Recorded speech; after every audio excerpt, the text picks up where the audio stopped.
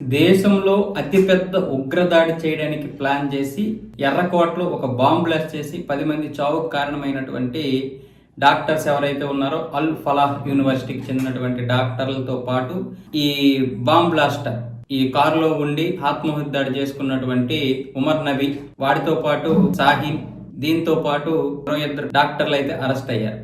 వీళ్ళిద్దరు కాకుండా అసలైనటువంటి వాడు ఆ అల్ ఫలాహ్ యూనివర్సిటీ ఫౌండర్ జావద్ అహ్మద్ సిద్దికి. వీడి కూడా ప్రధాన సూత్రధారి. వీడే అసలు అక్కడ ఉగ్రవాదులు తయారు చేయడం, ఈ పేరుడు పదార్థాలన్నింటినీ కూడా సేకరించడం, ఇలా మొత్తంగా అయితే ఒక పెద్ద ఉగ్రవాద నెట్వర్క్నే నడిపారు.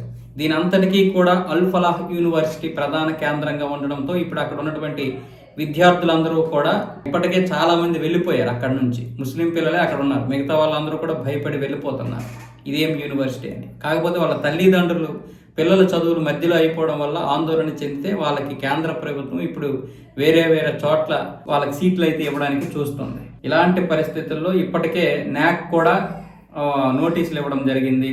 అలాగే సెంట్రల్ ఎడ్యుకేషన్ కూడా ఇప్పుడు దీన్ని రద్దు చేయడానికి ప్లాన్ చేస్తుంది.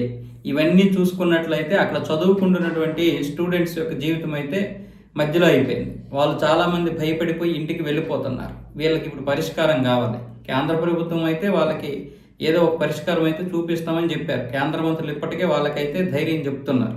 కానీ అంతమందిని ఎక్కడెక్కడ అడ్జస్ట్మెంట్ చేస్తారో తెలియదు, లేదా ఇక్కడే క్లాసులు ప్రారంభిస్తారన్న విషయం కూడా తెలియదు. ఇప్పుడు 6 డైరెక్ట్గా ఇన్వాల్వ్ అయితే ఇంకా ఎంతమంది ఇన్వాల్వ్ అయ్యారో తెలియదు. పైగా ఈ ఉమర్ నబీ గాడు ఇక్కడ ఉన్నాడంట. వాడికి ఎంతమంది స్నేహితులు ఉన్నారు అక్కడ. ఈ ఉగ్రవాదులకి ఎంతమంది స్నేహితులు ఉంటే మరి వాళ్ళని కూడా అనుమానించాలి. కాబట్టి ఇలా ఒకరి నుంచి ఒకరికి లింకులు చూస్తుంటే అక్కడ భయాందోళనమైనటువంటి పరిస్థితులు ఉన్నాయి.